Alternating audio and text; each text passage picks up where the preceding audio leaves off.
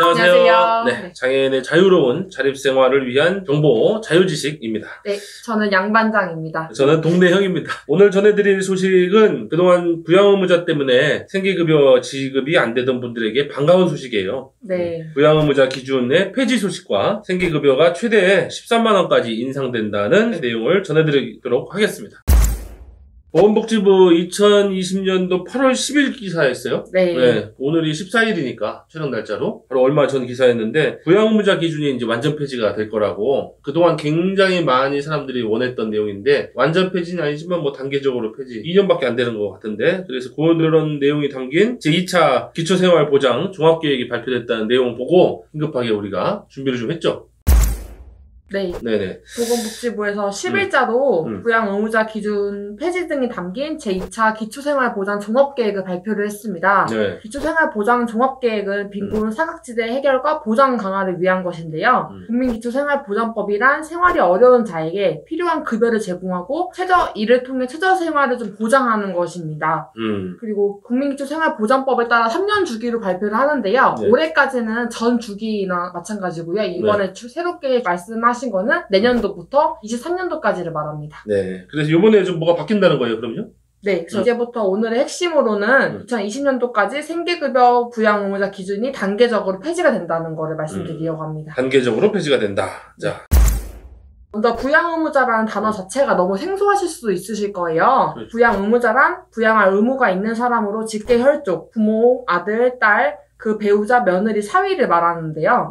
정부는 지난 20년간 유지해온 생계급여 부양의무자 기준을 22년도까지 단계적으로 전면 폐지한다고 했습니다. 내가 이제 생활이 굉장히 어려운 상황, 네. 이 대개는 이제 근로를 못하는 상황이겠죠. 네. 연세가 드시거나. 그럴 때 이제 부양의무자가 있으면 생계급여를 안 줬다 그 얘기잖아요. 그렇죠. 네. 이게 문제가 많았었어요. 네. 네. 왜냐면은 문제 되는 것 자체가 서류상으로만 가족이 되어 있지만 연락을 안 하시는 관계일 수도 있는 거고, 네. 부양자가 있는데 부양 능력이 없다는 걸 증명을 해야 됐었거든요. 그러니까. 근데 그걸 증명하는 게 너무 어려웠던 거죠. 어쨌든 부양의무자가 기준이 폐지되는 건 되게 환영할 만한 일이에요. 네. 서류상에 있었는데 거의 부모 자식 연을 끊어버렸고 보면은 이제 그 배우자도 있으니까 며느리만 남아있는 경우도 있을 수 있잖아요. 그렇죠. 아들이나 딸도 형편이 어려우면 부양을 할 수가 없는데 네. 굉장히 반가운 소식이고 굉장히 오랫동안 지적해왔던 내용인데 이제 드디어 네. 된다는 내용입니다. 변화되는 점을 말씀을 드리면은 그래서 일단 내년도인 2021년도에 노인과 한부모 가구를 대상으로 먼저 부양의무자 기준이 폐지가 됩니다.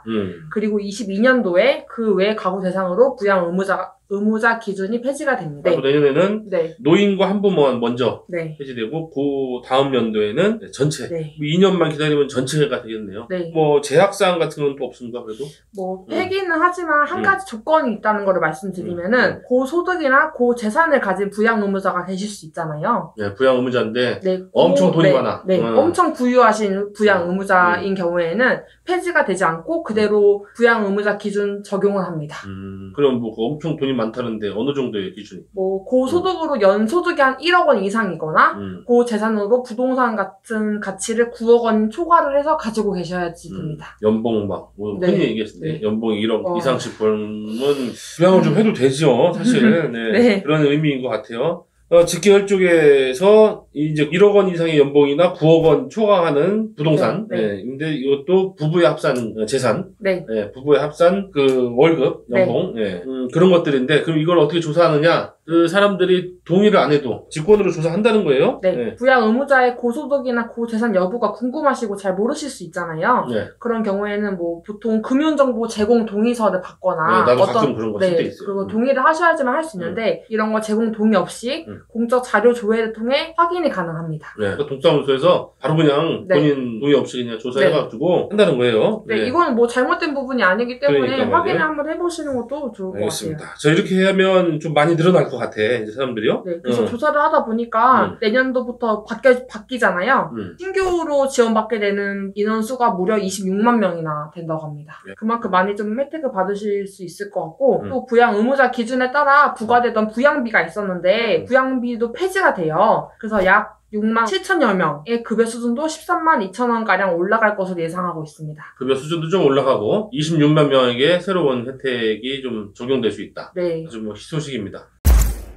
자식이 있지만 부양할 만한 능력이 안 될 수도 있고 부양할 만한 능력도 있고 그렇지만 뭐 여러 가지 관계에 집안에 사정없는 집안이 어디 있어요. 제사 때 되면 다 싸움 부양 문제가 있지만 받지 못하는 가족들이 많았다. 26만 명 혜택 볼 수 있다. 생계급여 자체는 소득이나 재산이 기준 중위소득 30% 이하에게 지급이 되고요.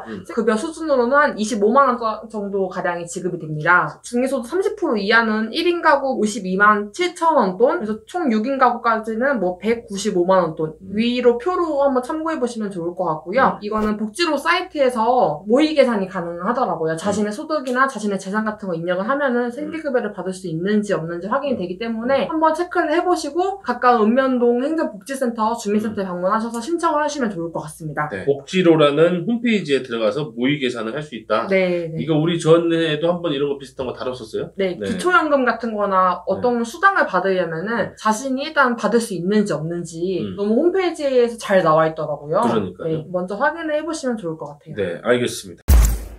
안반장이 직접 갔다. 제가 행정복지센터 담당자분이랑 직접 통화를 한번 해봤어요. 그래서 제가 첫 번째 질문으로 다짜고짜 담당자 선생님한테 생계급여 부양 의무자 폐지가 된다는데 지금 신청하러 가도 돼요? 라고 여쭤봤어요. 그랬더니 선생님께서 당장 해당되는 게 아니고 아직은 정과 변화된 게 하나도 없다고 말씀하셨습니다. 통장은 아직 적용된 게 아니다. 네, 그래서 거기서 살짝 당황을 했죠. 아, 내가 생각한 건 이게 아닌데? 그 다음 질문으로는 21년도부터 노인과 한부모 가구도 먼저 대상으로 폐지가 된다고 했잖아요. 그러면 그때 신청할 수 있는 거냐? 그때 노인이랑 한부모만 받냐? 라고 여쭤보니까 담당자 선생님이 저희도 기사로만 접했지 아직 정부에서 확실히 지침 내려온 게 없다. 그래서 여기서 더 이상 설명해 드릴 수가 없다라고 말씀을 하시더라고요. 그리고 지금 당장 22년도까지 폐지된다는 거를 말씀을 하셨지만 또 나중에 21년도 돼서 노인과 한부모 가구 대상으로 주려고 했는데 뭐 어떻게 또 바뀔 수도 있는 거고 시기적으로 1월 1일자가 아닐 수도 있는 거고 지침이 있어야지 거기에 대한 정보를 제공해 드릴 수 있을 것 같은데 전달받은 바가 없고 담당자 선생님께서도 그냥 기사로만 접했다. 저랑 똑같은 상황이시더라고요. 그러니까 여러분들이 직접 가셔도 지금 어떻게 상담할 수 있는 내용이 없죠. 없다는 거예요. 네, 좀 그거는 좀 아쉽긴 하네요. 그래서 내년에 또 알려드리겠다 그러니까. 네. 저는 좀 당장 언제 신청 가능한지가 좀 급급하다 생각이 들었던 게 이 생계급여 자체가 생활이 어려운 분들한테 정말 필요한 금액이잖아요. 맞아. 솔직히 25만 원이 어떻게 딱 뭐라고 말씀은 못 드리겠는데 내년도부터면은 당장 1월 1일자에 가서 얼른 받을 수 있는 건가? 신청을 해야지 받을 수가 있으니까 전 약간 거기에 대한 정보를 좀 드리고 싶었는데 이거는 확실히 정해지면은 연말쯤에 다시 한번 녹화를 해서 언제부터 하고 어떻게 하면 된다라고 좀 말씀을 드리면 좋을 것 같아요. 자, 오늘은 그래서 부양의무자 폐지가 됐다는 굉장히 좋은 소식을 들고 왔는데 내년도부터 적용이 되고 당장은 안 된다. 네. 이 소식 알려드렸습니다. 지식인 여러분들 시청해주셔서 감사합니다. 감사합니다. 네.